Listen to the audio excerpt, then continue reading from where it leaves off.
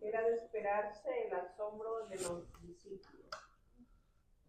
Cuando se trata de describir lo relacionado con la conducta de la gente, la palabra de Dios no esconde las cosas naturales y sencillas, ni siquiera las debilidades y equivocaciones de los humanos. Cuando describe los grandes milagros de Dios, aquí observamos las reacciones naturales, emocionales y erróneas de Pedro y sus dos compañeros ante esta portentosa experiencia, a pesar de que Jesús había escogido a los 3 alumnos sobresalientes de su clase. Aún ellos no estaban libres de interpretar a su modo las cosas que veían. Por una parte, dice Marcos 9:6, que estaban asustados. El asombro de los discípulos era de esperarse, pues ante su mirada figuraban 3 personajes rodeados de un resplandor celestial. No se trató de una visión espiritual. Ver a Moisés, quien hacía unos 15 siglos no había podido entrar a esta tierra. Contemplar a Elías, quien hacía 9 siglos había sido arrebatado al cielo, era suficiente para desmayarse de miedo. Por otra parte, Lucas 9:32 dice que estaban rendidos de sueño, lo cual sugiere que la transfiguración pudo haber sido de noche y que estos 3 distinguidos discípulos estaban muy cansados. Sin embargo, a pesar de su equivocación, la actitud de Pedro y la reacción de los otros no deja de inspirar en nosotros la gloriosa sensación de estar frente a la manifestación de la gloria de Cristo.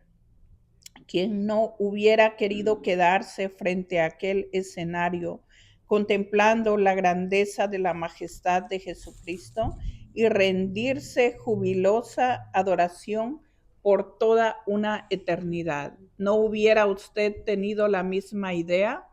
¿Y cómo se ha sentido en esos momentos gloriosos en que el Espíritu Santo le ha hecho vivir el gozo de solo Él puede dar?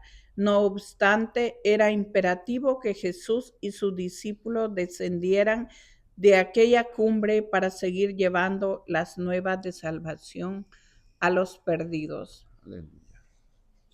Pues acá entiendo que está hablando de los 3 discípulos realmente que Él escogió y los escogió por alguna razón.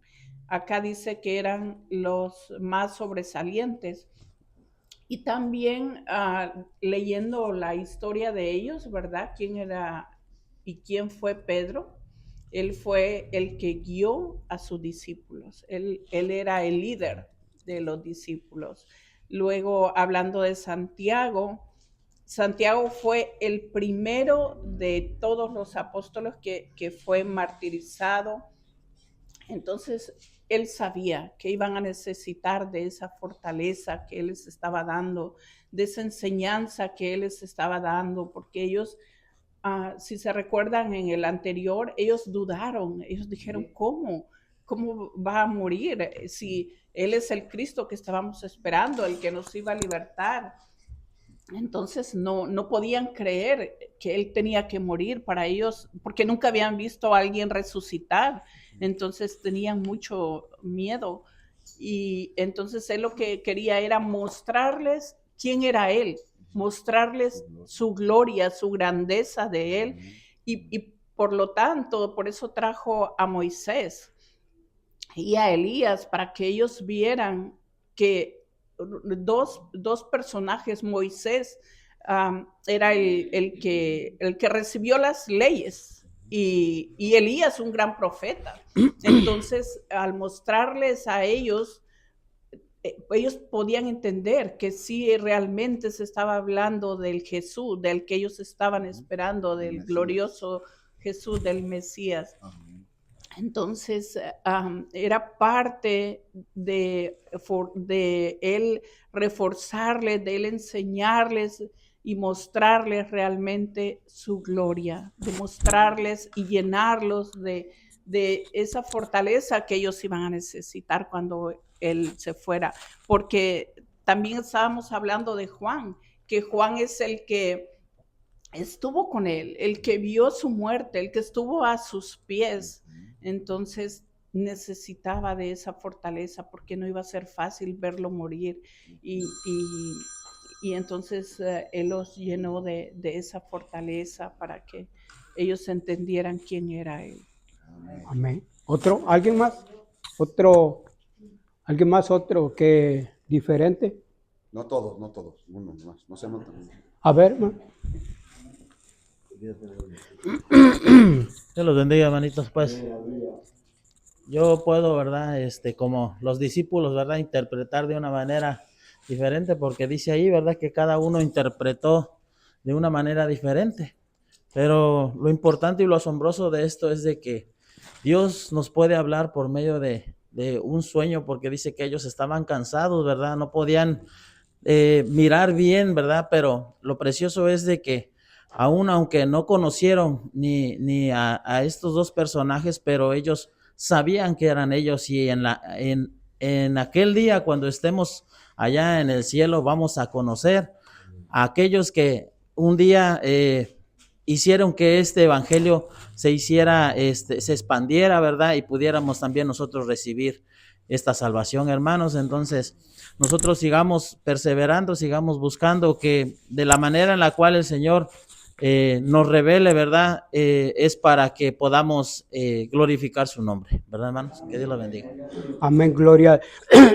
Y sí, lo maravilloso de esto, hermanos, es que sabe, el Señor fue maestro de los 12 apóstoles. Y ahorita el maestro de nosotros es el Espíritu Santo.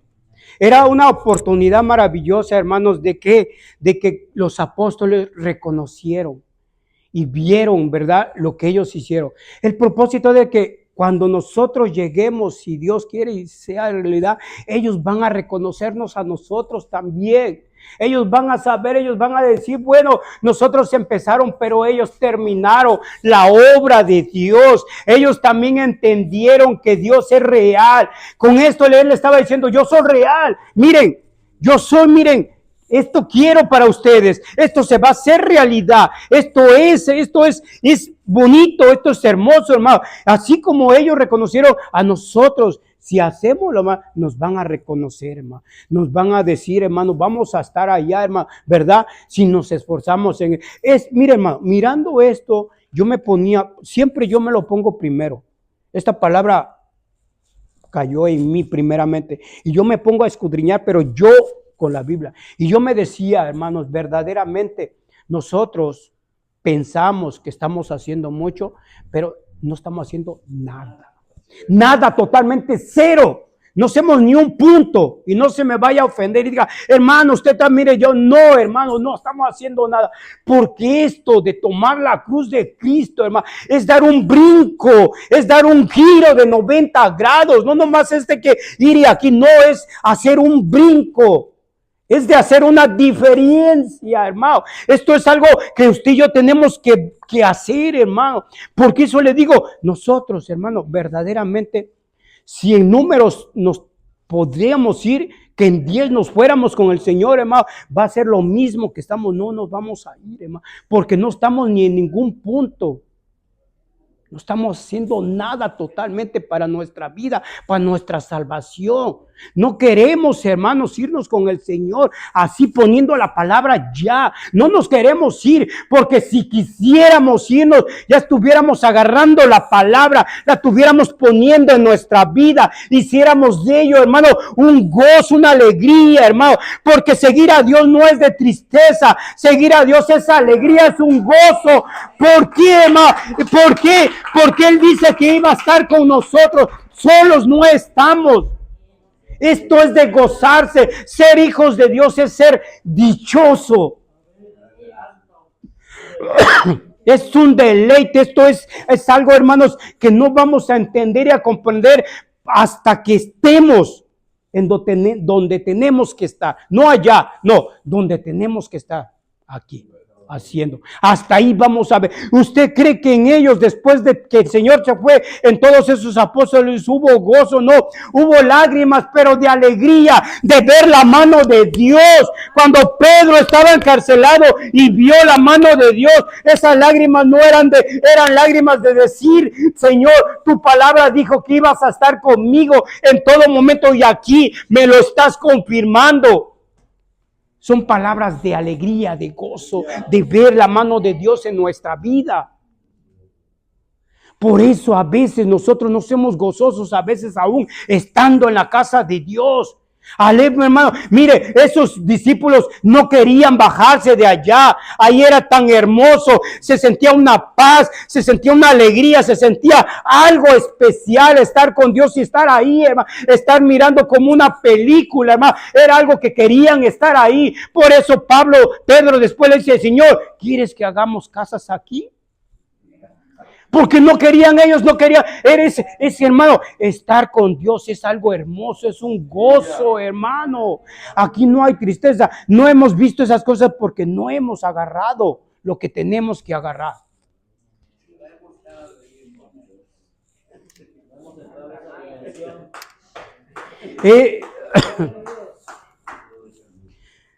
Tenemos que hacer algo, hermanos.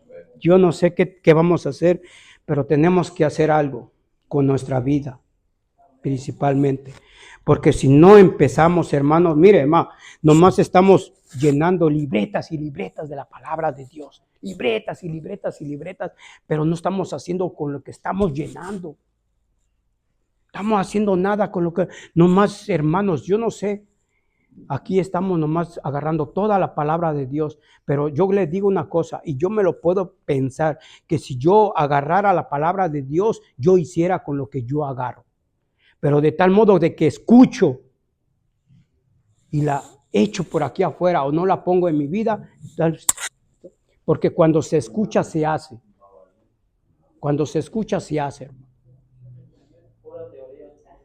Se escucha verdaderamente, hermanos. Y perdónenme si lo estoy ofendiendo, perdónenme, hermano, pero esto es una realidad. Nosotros somos realidad, hermano. Dejemos la mentira del enemigo a un lado, vayamos a la verdad. Cristo es la verdad, dice: Él es el camino, la verdad y la vida, hermano. Empecemos a ver, empecemos a hacer la verdad en nosotros mismos, hermano. Que ya el mundo no nos vea como mentirosos, como que no seamos hijos de Dios, que ellos empiecen a ver. Dejemos a las otras iglesias, dejemos al otro, empecemos como nosotros, como la iglesia de Cristo en nosotros, hermano, que empecemos nosotros a hacer la realidad. Esta palabra no es para el mundo, esta palabra es para la casa de Dios, es para nosotros, para que nos cambie primeramente a nosotros, para que nos enseñe a nosotros qué hacer con la palabra de Dios, no a los otros, no a aquellos, déjenlo, nosotros seamos la realidad de Cristo Jesús. Nosotros empecemos a hacer la realidad de nuestra vida con Dios. Los demás ya les vendrá una palabra a aquel que la escucha o a aquel que la lea, hermano. Pero esta palabra es para nosotros que estamos aquí. El que nos está escuchando ahí por el YouTube y todo eso, si le toca en su corazón, que abra el corazón a la palabra de Dios también, hermano. Pero nosotros tenemos que abrir el corazón primeramente a la palabra de Dios. No endurezcamos nuestro corazón, hermanos. El B, hermanos, el que sigue.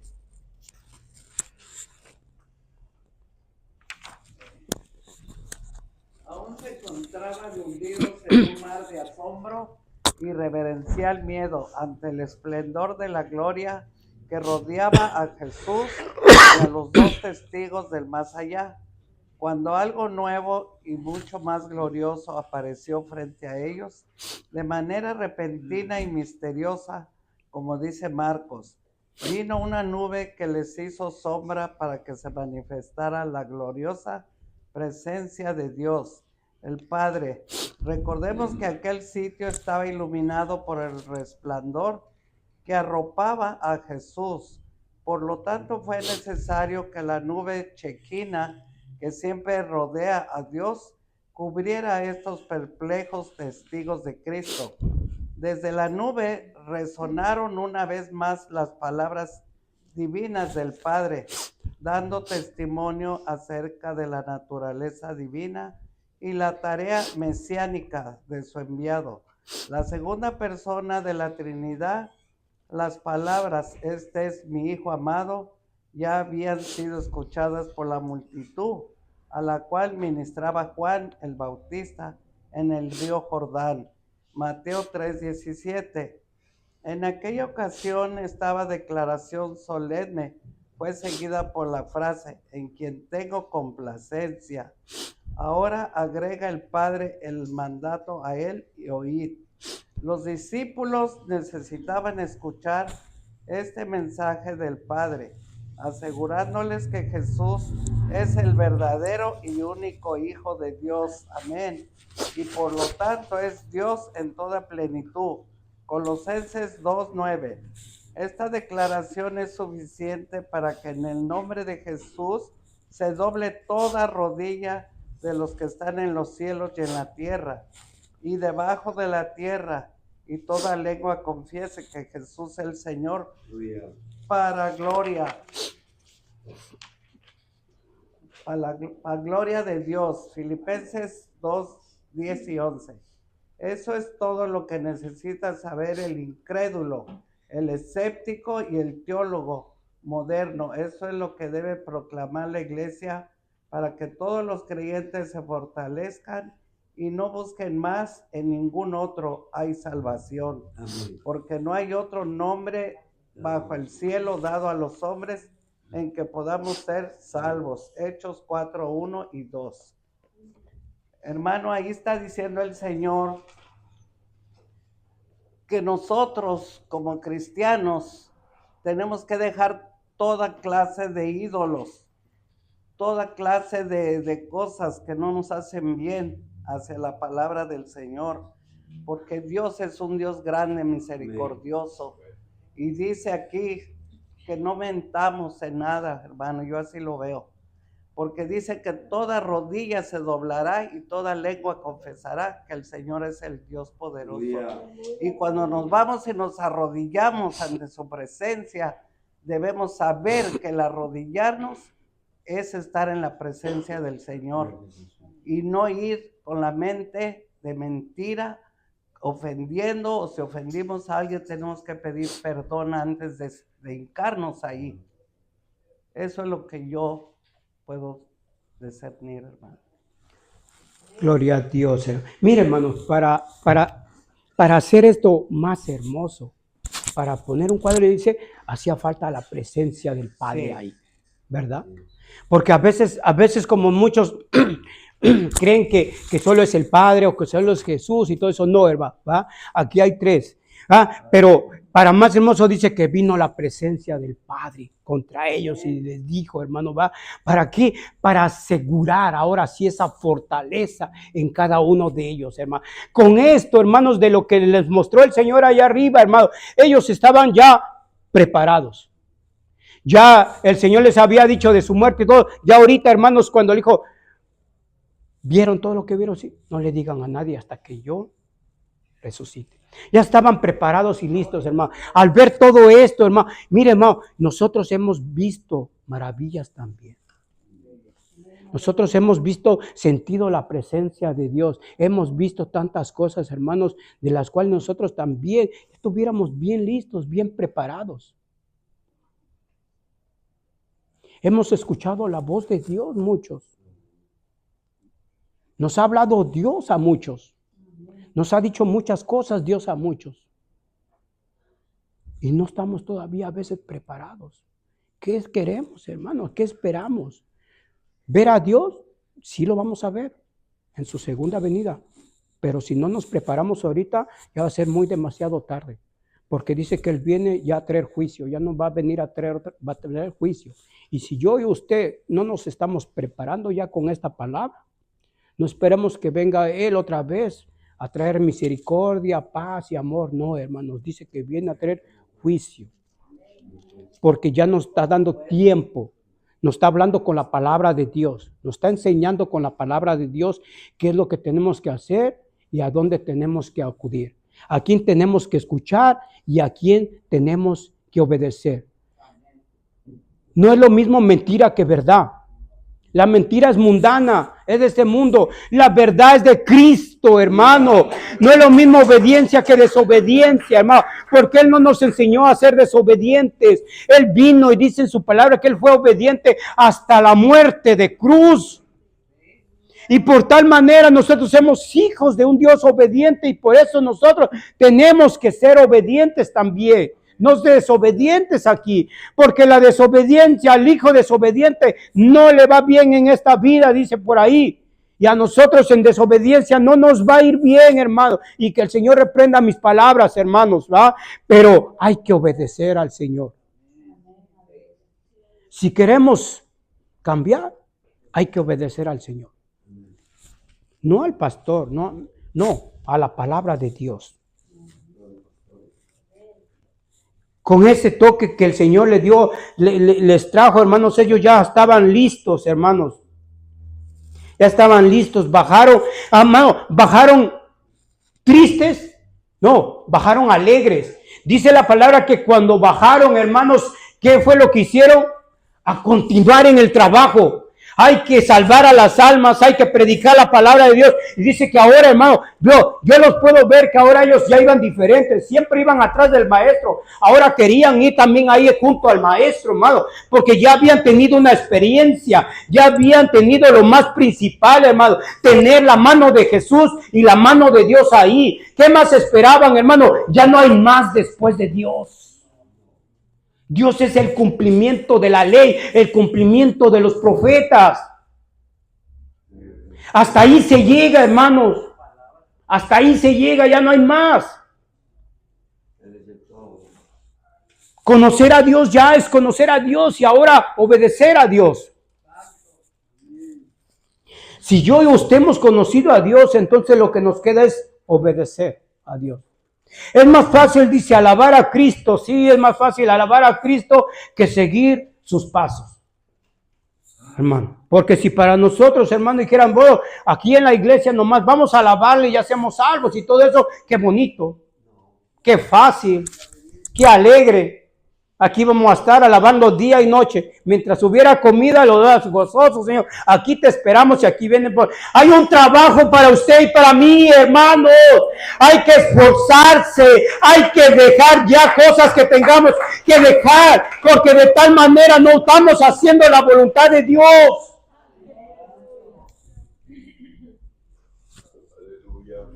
Qué bonito fuera todo, pero es bonito.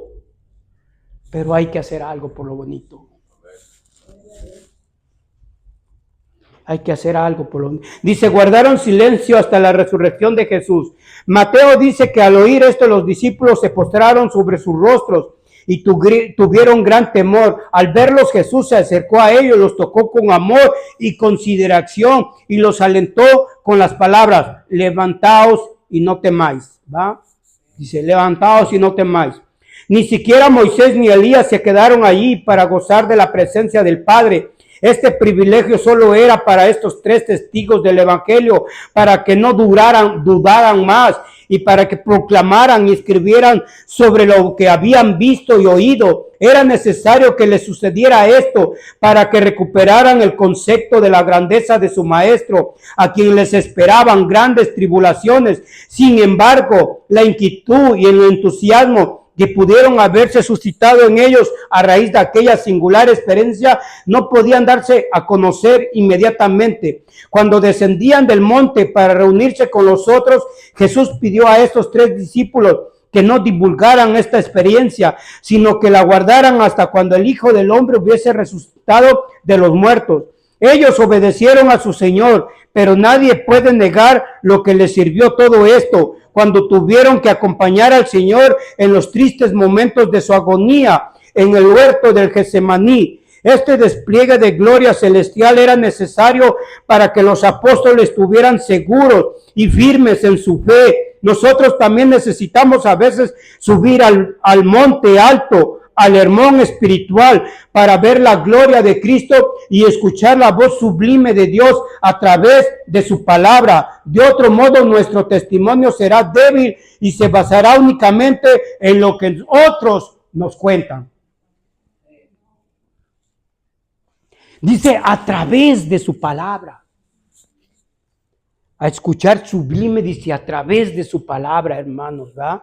Únicamente dice lo que, no, hermanos, todos tenemos que ver la gloria de Dios antes de irnos con Él, hermano. Aquí vamos a ver esa maravilla, hermano. Aquí vamos a ver la mano de Dios en su vida y en mi vida. No esperemos cuando vayamos allá, hermano. Aquí hemos pasado la tribulación, aquí hemos pasado los problemas, aquí hemos llorado, aquí vamos a batallar, aquí vamos a hacer todas las cosas, pero el día de mañana usted y yo vamos a ver la gloria de Dios porque aquí nos esforzamos.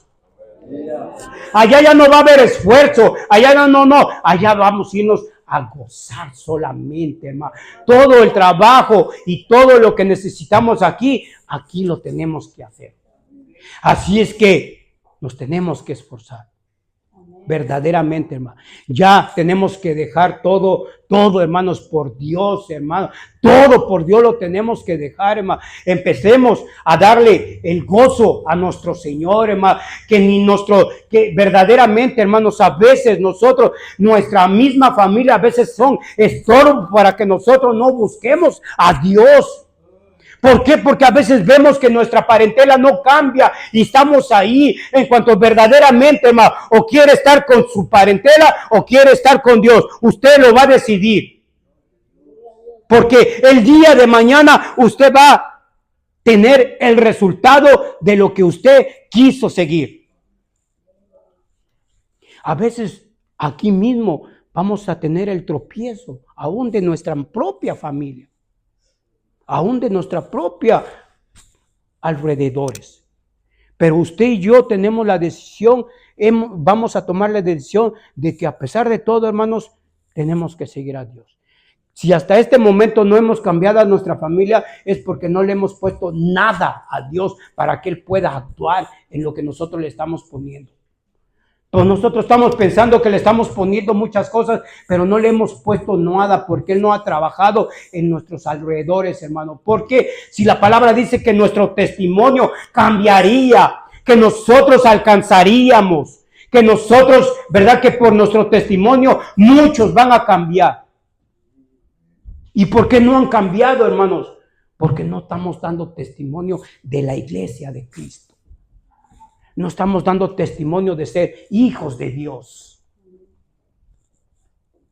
Nuestro mismo testimonio, hermanos, es el evangelismo de nosotros mismos. Nuestro mismo testimonio va a alcanzar las almas, hermanos. Gracias.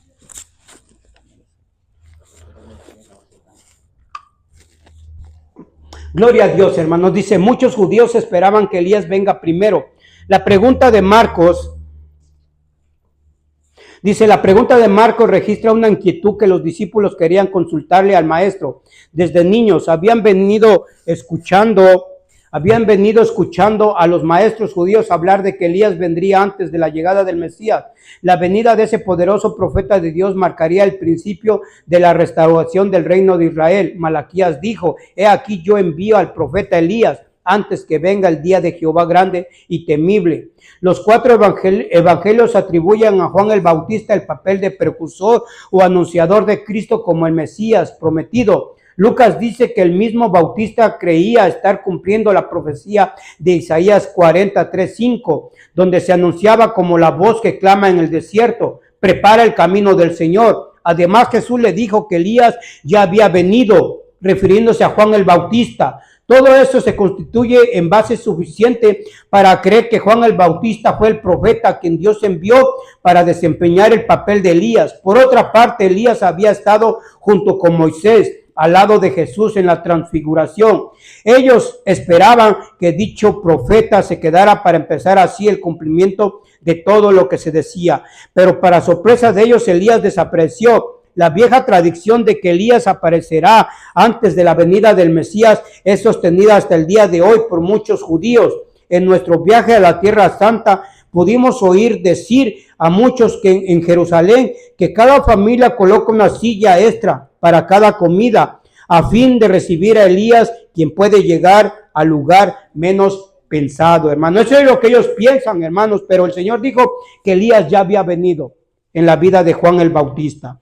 ¿Qué respuesta podríamos hallar? En primer lugar, tenemos que reconocer que en las Escrituras hay muchas profecías de doble referencia, es decir, anuncios proféticos que señalaban a un personaje o a un evento el cual vino y tuvo un cumplimiento parcial, pero que no llegó a la magnitud que la profecía anunciaba. Así sucedió con el rey de Babilonia, Isaías 14, con Ciro, rey de Persia, Isaías 45:15, con Antíoco Epifanes, Daniel 11, y Juan el Bautista, Malaquías 4:5. De esta manera se explica que la profecía de Malaquías tendría más que un cumplimiento, sin ampliar la información. Jesús le dijo que Elías vendría primero y en efecto ya había venido. Lo más importante en este momento era convencerlos de que Él es el Mesías, el Hijo de Dios, lo cual había sido confirmado por la aparición de Elías y Moisés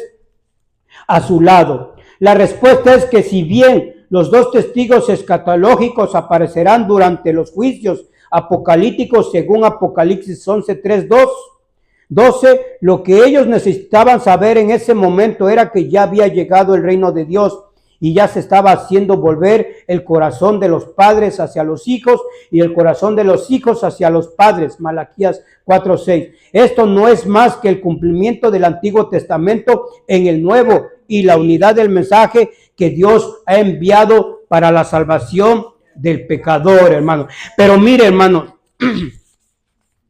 dice la palabra de Dios que cuando estaban ahí, Pedro le dijo: Señor, permítenos hacer 3 enramadas para Elías, Moisés y para ti. ¿Ah?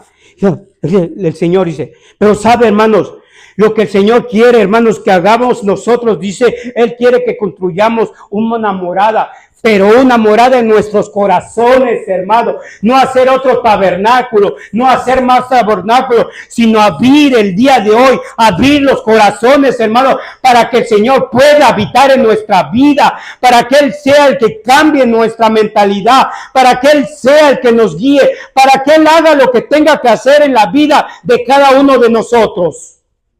Es lo que necesitamos hacer, hermano. No enramadas, no más, sino abrir nuestro corazón para que Dios habite en su vida y en mi vida, hermanos. Que el Señor lo bendiga, hermano. Gloria a Dios, hermanos. Vamos a orar y vamos a pedirle a Dios, hermanos. Solo Dios y el Espíritu Santo puede ahora sí que ayudarnos. Ya lo que se hizo y lo demás solo consiste en que usted haga una enramada, pero en su corazón. Esta decisión usted la va a tomar.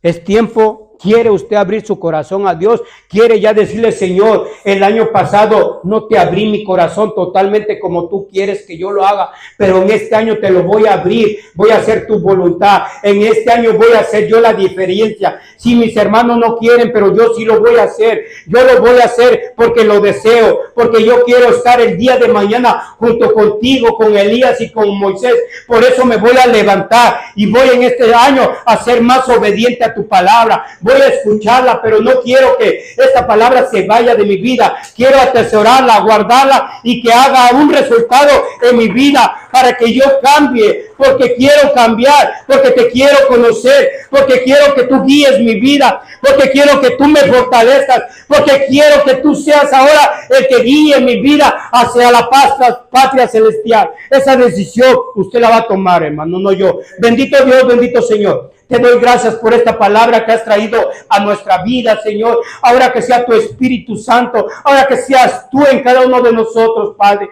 Yo solo te pido que nos ayudes, que nos fortalezcas, Padre, y que nuestra fe, Padre, siga creciendo, Padre. Quita la incredulidad de nuestros corazones, Señor. Aumenta nuestra fe, Padre.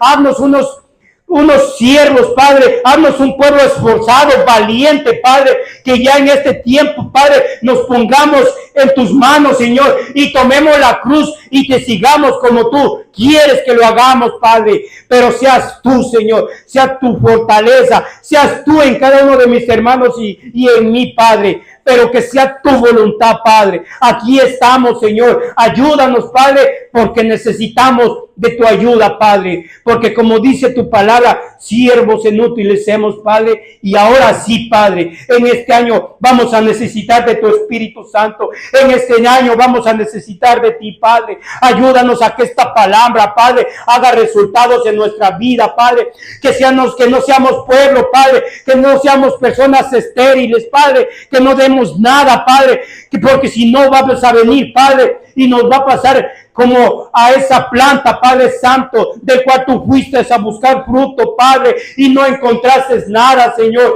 y se secó esa planta, Padre. Que nosotros no nos sequemos, Padre, sino que tú seas el agua de vida en cada uno de nosotros, Padre.